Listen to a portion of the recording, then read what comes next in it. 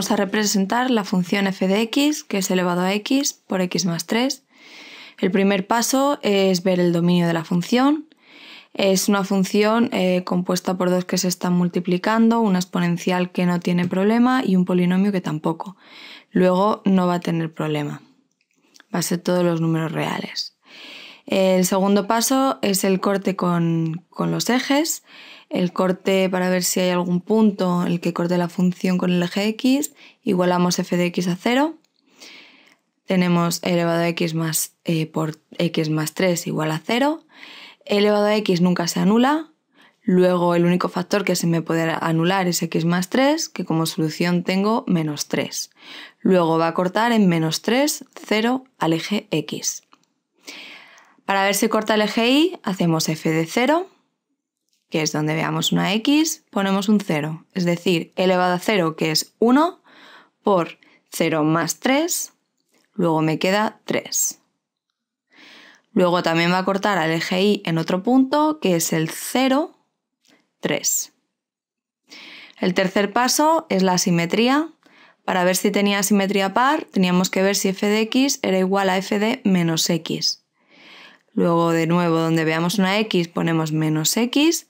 Vemos que no se parece en nada a f de x, cambia mucho los signos. Luego no va a tener simetría par. Para verla impar, tenemos que ver si f de x es igual a menos f de menos x. Cambiamos el signo dentro del paréntesis, pero tampoco es f de x. Luego no va a tener simetría, no hay ningún tipo de simetría.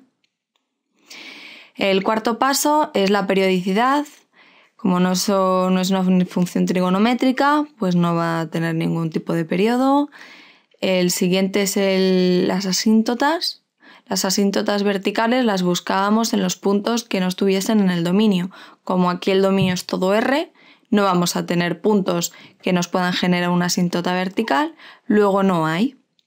Asíntota horizontal la buscamos cuando x tiende a infinito, es decir, hacemos el límite cuando x tiende a infinito de f de x y vemos qué pasa. Normalmente no diferenciamos entre más o menos infinito, pero aquí al diferenciar vamos a ver qué pasa. Con las exponenciales siempre hay que hacer los dos casos, cuando x tiende a más infinito y cuando x tiende a menos infinito. El primer caso, tiende a más infinito, vamos a ver elevado a infinito es infinito, infinito más 3 infinito, luego me queda más infinito. No me vale. Pero cuando x tiende a menos infinito, para hallar estos límites vamos a hacer un cambio. Entonces vamos a hallar el límite cuando x tiende a más infinito y dentro de la función cambiamos el signo de las x. Es decir, hallar el límite cuando x tiende a menos infinito de la función es lo mismo que hallar el límite cuando x tiende a más infinito de f de menos x. Luego aquí vemos que arriba nos queda menos x el límite cuando x tiende a más infinito de menos x más 3 y ese elevado a menos x lo voy a bajar al denominador como elevado a x. Como elevado a x crece más deprisa que cualquier polinomio, esto me va a dar 0. Luego voy a tener una asíntota horizontal en y igual a 0, pero únicamente cuando x tiende a menos infinito, cuando x tiende a más infinito no. Asíntota oblicua no vamos a tener, puesto que ya tenemos asíntota horizontal, así que no la calculamos. El paso 6, hallamos la primera derivada y la igualamos a 0. Es un producto, así que derivada del primero por el segundo sin derivar, más el primero sin derivar por derivada del segundo, que es 1. Sacamos factor común y me queda elevado a x por x más 4.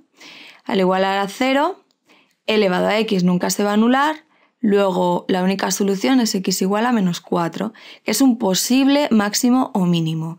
Para comprobarlo bien hacemos la segunda derivada y vemos el signo, cuando x es igual a menos 4, o con la monotonía.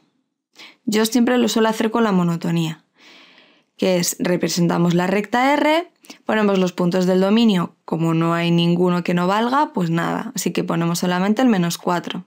que nos sale del apartado anterior, y vemos en cada uno de los intervalos qué signo tiene la derivada de la función. El primero, cogemos por ejemplo menos 5, elevado a menos 5, elevado a cualquier número siempre va a ser positivo, así que de elevado a menos 5 me olvido. Y luego menos 5 más 4 es menos 1, que es negativo. Luego en este primer intervalo es negativo, va a decrecer, y cogiendo por ejemplo el 0, que es lo más fácil de sustituir, vemos que es positivo, luego crece. Como antes y después del menos 4 tenemos que ha sido negativo y luego positivo, es decir, decrece y luego crece, vamos a tener un mínimo en menos 4. Y ahora para hallar la coordenada ahí, vamos a la función original, no a la derivada, y sustituimos menos 4. Es decir, hacemos f de menos 4 y nos va a dar menos 1. Ese menos 1 sale de menos 4 más 3 del paréntesis, y bajo e elevado a menos 4 como e elevado a 4. Luego ahí vamos a tener un mínimo y vamos a ver que decrece en el intervalo menos infinito menos 4, y va a crecer en el intervalo menos 4 infinito. Y ahí ese menos 4 vamos a tener un mínimo. Bien, el octavo paso tenemos que hacer la segunda derivada para ver posibles puntos de inflexión. Derivamos otra vez entonces, derivada del producto, derivada del primero, que es elevado a x, por el segundo sin derivar, más derivada del segundo, que es 1, por el primero sin derivar. De nuevo saco factor común, me queda elevado a x por x más 5. De nuevo elevado a x nunca se anula, luego la única solución es x igual a menos 5. Repito, es un posible punto de inflexión. Tenemos que ver ahora con el estudio de la curvatura si de verdad o no es punto de inflexión. O bien hacer la tercera derivada y ver si me sale distinto de 0 en menos 5. Entonces, para la curvatura, de nuevo, igual que la monotonía, hacemos la recta, colocamos los puntos del dominio, que no hay ninguno, así que nada, solo ponemos el menos 5, que nos sale del apartado anterior, y vemos igual el signo de la segunda derivada.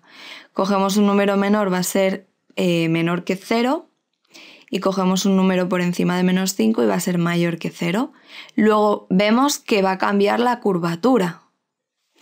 Por lo tanto, sí que va a ser un punto de inflexión ese menos 5.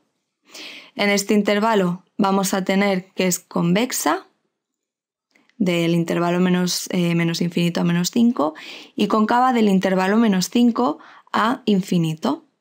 Y como he dicho, hay un punto de inflexión porque cambia la curvatura, luego tenemos punto de inflexión en menos 5, f de menos 5, es decir, sustituyo en la función original menos 5 y me sale el paréntesis menos 5 más 3 es menos 2 partido elevado a 5, que como es elevado a menos 5 lo bajo.